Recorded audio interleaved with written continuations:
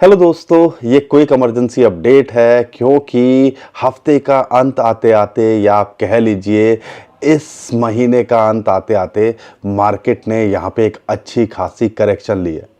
Bitcoin तो एक important support है जो $1,02,000 के आसपास है, उसको टेस्ट करने की कोशिश कर रहा है। बिटकॉइन की डोमिनेंस फिर ऊपर जाती दिख रही है, 64-65% पे पहुंच गई है और इन शॉर्ट ऑल्ट कॉइन्स की यहाँ बैंड बजती देखने को मिल रही है।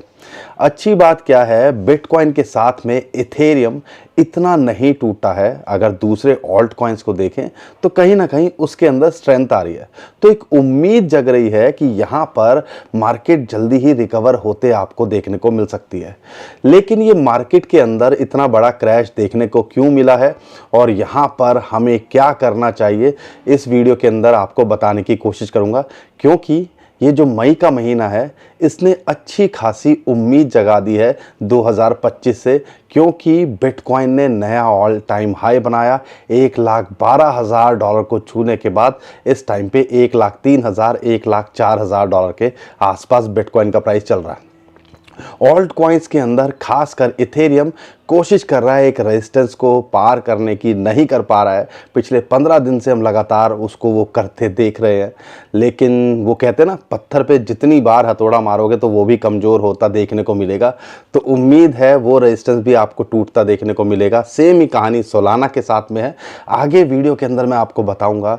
लेकिन ये मार्केट के अंदर इस टाइम पे करेक्शन देखी क्यों जा रही है उसके बारे में बताऊंगा। और कुछ कॉइन्स जो डिप के अंदर हैं, जब मार्केट नीचे आती है, डिप के अंदर आती है, तो हम सोचते हैं कि यार लें या ना लें, लेकिन जब मार्केट ऊपर चली जाती है तो हर कोई पूछ रहा था अब ले लूं कि नहीं लूं। और जो ऑल्ट कॉइन्स हैं जो पीछे मई के अंदर अच्छा खासा पंप कर गए थे, वो दोबारा 30-40% टूट गए हैं। तो यहाँ पे उनके अंदर अपॉर्चुनिटी तो लगती है, तो उसके बारे में भी इस वीडियो के अंदर बताऊंगा। कुछ कॉइन्स भी हम आपके साथ शेयर करेंगे, जो कुछ कॉइन्स आपने हमसे पूछे हैं, और कुछ कॉइन्स बड़े कॉइन्स जो हम यूजुअली कवर करते हैं वो भी इस वीडियो के अंदर आपको बताऊंगा। तो दोस्तों, बहुत कुछ है आज बताने के लिए, आपको समझाने के लिए। सिचुएशन कैसी भी हो, आज मार्केट अच्छी नहीं है, मुझे पता है, आप भी अच्छा महसूस नहीं कर रहे होंगे, लेकिन वही है ना, शो मस्ट गो ऑन, और आपको सारी चीज़ों के लिए अवेयर रहना चाहिए, और वो हम करते रहेंगे। इसलिए कह रहे हैं चैनल को सब्सक्राइब कर लीजिए, वीडियो को लाइक और शेयर ज़रूर करिएगा ताकि लोगों तक पहुँचे। लेकिन आपको और मुझे कम से कम ये बात तो समझ में आनी चाहिए, जिस हिसाब से इंस्टीट्यूशंस का यहाँ खेल चल रहा है और जिस हिसाब से पीछे माल बटोरा गया है, तो ऐसा लगता है 2025 के अंदर अभी बहुत कुछ होना बाकी है। तो वो चीज़ को अभी देखना यहाँ आपको चाहिए, और थोड़ा सा लंबा विजन और थोड़ा सा होल्ड करने की क्षमता रखनी चाहिए। लेकिन यहाँ पर मार्केट के अंदर ये क्रैश क्यों हुआ है, माफ़ कीजिएगा थोड़ा गला ख़राब है फिर भी मुझे पता है कि अपडेट तो देनी है, तो वो मैं कोशिश कर ही रहा हूँ। तो यहाँ पे 2-3 बड़े रीज़न निकल के आ रहे हैं। एक तो मंथली कैंडल का प्रेशर ही है, यानी कि मंथली क्लोजिंग होती है, ऑप्शंस की एक्सपायरी होती है, उसका प्रेशर तो रहता ही है कि मंथली कैंडल जो इम्पॉर्टेंट एक सपोर्ट, या आप कह लीजिए $1,02,000 से ऊपर कभी इसने क्लोज़ किया ही नहीं है, तो वो एक प्रेशर है कि एक नया रिकॉर्ड बनेगा, एक नया हाई बनेगा मंथली कैंडल क्लोजिंग के अंदर। वो एक टेक्निकल बात है, लेकिन जो इम्पॉर्टेंट बात निकल के आ रही है वही है हमारे महाराज जी डोनाल्ड ट्रंप। उन्होंने फिर वही बात बोली कि भैया वॉयलेट कर रहा है टर्म्स को, ट्रेड डील की चाइना, और यहाँ पर जो उनके और रिप्रेजेंटेटिव है वो ये कहते हैं कि यहाँ पर भैया उनके साथ में जो चाइना के साथ में ट्रेड टॉक थी वो थम गई हैं। अब इसकी वजह से मार्केट के अंदर, बिटकॉइन और क्रिप्टो करेंसी मार्केट के अंदर हमें प्रेशर देखने को मिला।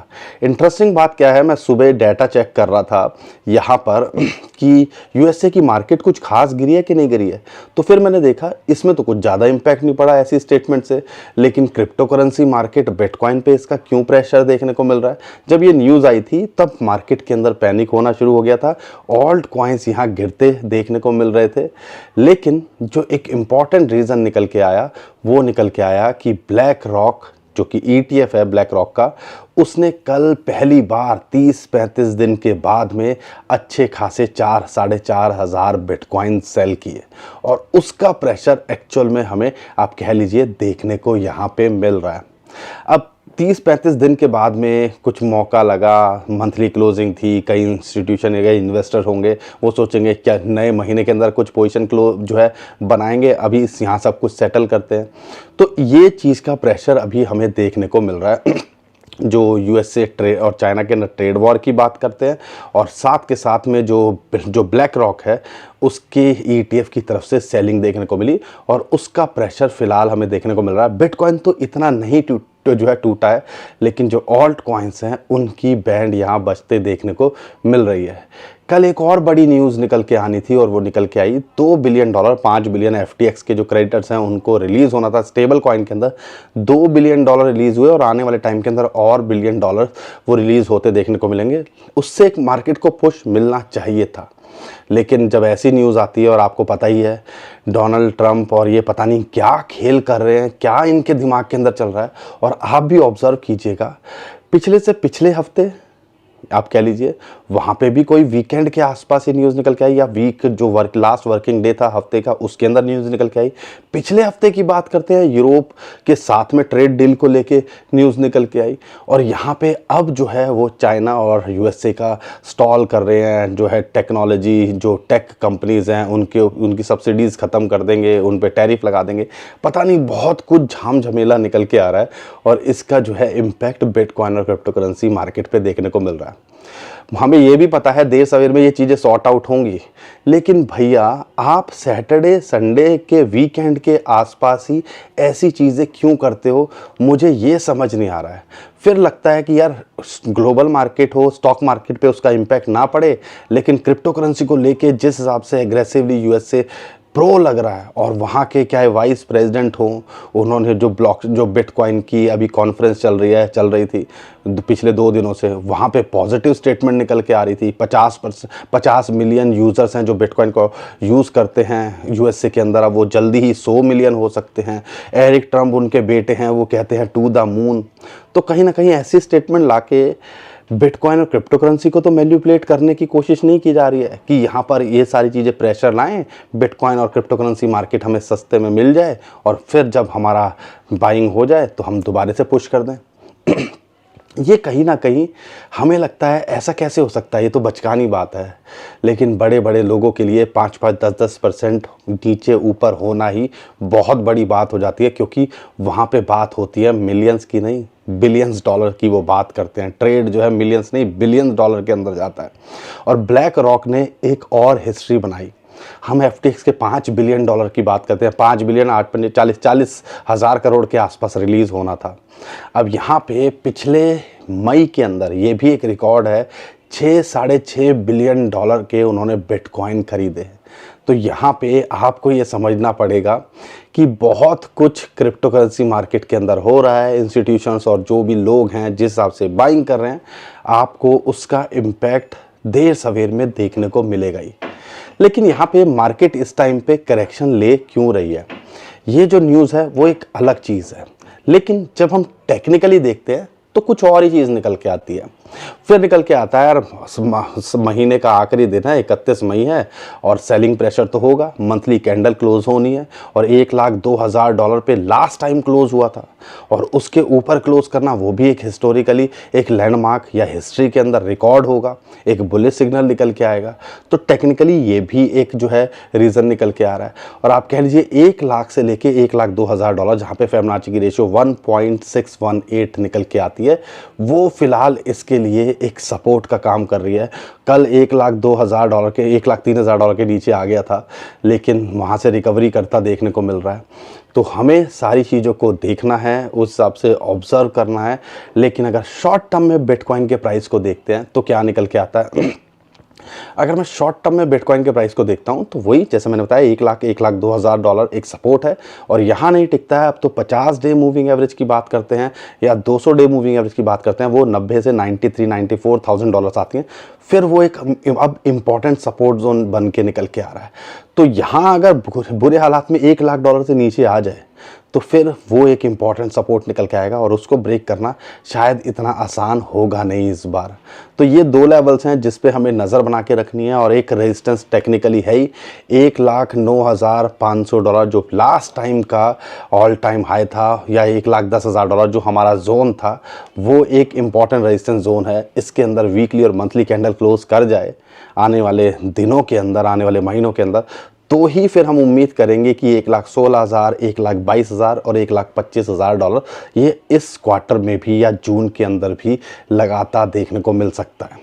लेकिन अगर हम 2025 की बात करते हैं और जिस हिसाब से माहौल बन रहा है, जिस हिसाब से सारी चीज़ें चल रही हैं, तो ऐसा लगता है कि आने वाले दिनों के अंदर जिस हिसाब से एडॉप्शन बढ़ रही है, आने वाले दिनों के अंदर ये 1.5 लाख से लेके कई जो एक्सपर्ट तो $2.5 लाख की बात कर रहे हैं, हम उतना नहीं जाएंगे, लेकिन हाँ $1.5 लाख के आसपास आता है। तो हम 2025 या इस साइकिल की बात करते हैं जो, तो वहाँ पे एग्जिट करने पे प्लान शुरू कर देंगे। लेकिन मुद्दा बिटकॉइन का है ही नहीं। शॉर्ट टर्म में देख रहे हो तो ट्रेड करना है, वो बिटकॉइन के अंदर आप लाइंस पे ट्रेड कर रहे होंगे, कहाँ सपोर्ट है कहाँ रेजिस्टेंस है ये सब आपको पता ही है।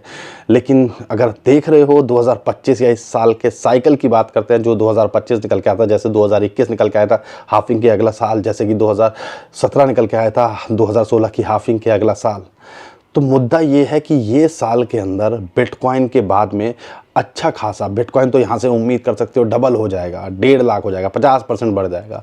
लेकिन जो ऑल्ट कॉइन्स है वो मल्टीपल टाइम रिटर्न देने का पोटेंशियल रखते हैं, इसलिए ज़्यादातर लोग हमारे बिटकॉइन में ज़्यादा इंटरेस्ट नहीं रखते, उसको होल्ड नहीं करते, वो रखते हैं ऑल्ट कॉइन्स को। अब यहाँ पे ऑल्ट कॉइन्स का क्या लगता है?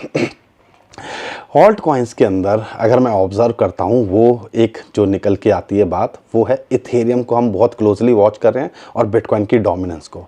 बिटकॉइन की डोमिनेंस गिरती भी दिखी थी, लगभग 62-63% के आसपास आ गई थी, लेकिन अभी 50 डे मूविंग एवरेज को दोबारा से जो रेजिस्टेंस फेस कर रहा है उसको पार करके 64 रीगेन करते देखने को मिल रही है। यानी कि बिटकॉइन यहाँ जो है टूटता नहीं दिख रहा है।